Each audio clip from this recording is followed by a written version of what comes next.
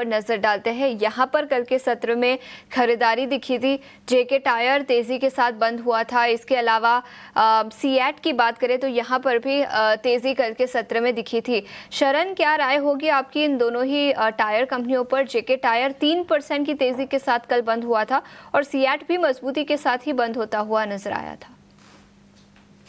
CEAT का अगर आप चार्ट देखें, मैं कल ही देख रहा था, एक pole and flag breakout pattern बन रहा है, अभी ब्रेकआउट दिया नहीं है। अगर 3650 के ऊपर क्लोज करके 15 मिनट ट्रेड करता है तो ब्रेकआउट कंफर्म हो जाता है। स्टॉक अपना पिछला स्विंग है रिटेस्ट कर सकते हैं अराउंड 397124 4000 लेवल।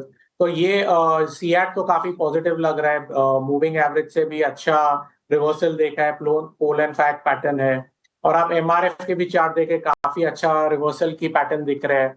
और जेके टायर की अगर बात करें तो हाँ, वो भी सिमिलर है, अराउंड 200 डे मूविंग एवरेज के आसपास ट्रेड कर रहा है।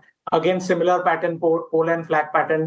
पिछले दिनों काफी अच्छा वॉल्यूम देखने को मिला था। अगर डेट मैं बताऊं आपको, 21 मई के दिन बहुत हाई वॉल्यूम, हाई कैंडल देखा। उसके बाद थोड़ा नीचे डाउनवर्ड कंसोलिडेट कर रहा है, अभी वापस एक रिवर्सल दिख रहा है। एक बार अगर 360 टू 370 के लेवल्स ब्रेक कर देता है तो again pole and flag pattern का ब्रेकआउट देखने को मिलेगा। वो भी स्टॉक अपने हायर लेवल 400 के आसपास रीटेस्ट कर सकते हैं। तो ये नजरिया जेके टायर और इसके अलावा सीएट, दोनों ही टायर कंपनियों में कल अच्छी खासी तेजी दिखी थी। दिखे है विक्स में किस तरह के बदलाव दिखे हैं, पूरी डिटेल्स के साथ अब हमारे साथ पुलकित जुड़ चुके हैं। पुलकित, गुड मॉर्निंग, बताएं। गुड मॉर्निंग आशीषा जी। तो अगर हम डेटा की बात करते हैं तो जो इंडिया विक्स है वो करंटली अभी 12.97 के आसपास ट्रेड कर रहा है। बहुत ही कंफर्टेबल रेंज है, कोई दिक्कत वाली बात नहीं है। अगर हम पीसीआर की बात करें जो कि पुट कॉल रेशो है, तो निफ्टी करीब 1.13 पर है और बैंक निफ्टी करीब 0.94 पर है। अब इसमें ये देखना चाहिए कि इसकी पोजीशंस कैसी है। तो पोजीशन ठीक ठाक है, कोई बहुत ज़्यादा ओवरबॉट या ओवरसोल्ड नहीं है। अगर हम निफ्टी में इंडेक्स फ्यूचर्स की बात कर लेते हैं तो जो चेंज इन ओपन इंटरेस्ट है वो इस बार काफ़ी बढ़कर आया है, करीब 25.8% का आया है और ट्रेंड शॉर्ट कवरिंग का है। मोस्ट एक्टिव ऑप्शंस की बात कर ली जाए तो वो 25,200 के ऊपर ही है, दोनों के दोनों 25,200 पे बने हुए हैं, चाहे वो पुट की बात कर ली जाए या कॉल की बात कर ली जाए।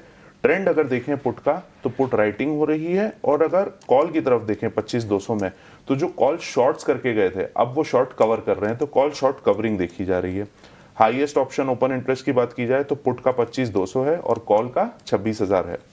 बैंक निफ्टी में बात कर लेते हैं तो जो चेंज इन ओपन इंटरेस्ट है वो करीब घटा है 16.61% से, और जो ट्रेंड है वो शॉर्ट कवरिंग का देखा गया है। हाईएस्ट ओपन इंटरेस्ट ऑप्शन मतलब हाईएस्ट ओपन इंटरेस्ट की बात की जाए इसमें तो जो कॉल है वो करीब 57,000 पे आ गई है। जो हम पिछले हफ्ते बात कर रहे थे कि 56,000 के पास है, बट अब वो 57,000 पे आ गया है, और जो पुट है वो 56,500 पर आ चुका है। एफआई की लॉन्ग पोजीशन की बात कर ली जाए तो 23.25% है, और डीआई की लॉन्ग पोजीशन की बात की जाए 62.58%, रिटेल में 59.23% पे बना हुआ है, कोई दिक्कत वाली बात है नहीं। अगर हम जैसे कि शरण अभी बता भी रहे थे कि ऊपर जाके मार्केट थोड़ा सा हल्का हो सकता है, हाँ, क्योंकि ऊपर बहुत ज़्यादा अभी पुट राइटिंग है नहीं, 25,200 पर है, तो अगर थोड़ा हल्का भी होता है तो 25,050 से लेके 25,200 का जो लेवल है वो काफ़ी अच्छा सपोर्ट की तरह काम करेगा। ऑप्शन का डेटा भी यही बता रहा है। F&O बैन में बात कर लेते हैं तो टीटागढ़ और बिरला सॉफ्ट ये दो स्टॉक्स हैं जो अभी F&O बैन में है। तो ये था आशीषा जी थोड़ा F&O की पोजीशंस के बारे में और किस तरह से मूव होगा। दोपहर में जिस तरह का भी मूव होगा हम एक बार और डिस्कस कर लेंगे, बिकॉज आज एक्सपायरी है तो हो सकता है कोई वाइल्ड मूव आ जाए। बिल्कुल पुलकित, बहुत बहुत शुक्रिया पूरी डिटेल्स के साथ हमारे साथ जुड़ने के लिए। तो F&O सेटअप हमने आपके सामने रखा और दिन भर किस तरह के बदलाव होंगे उस पर भी हम फिर से एक बार चर्चा करेंगे। शुक्रिया। लेकिन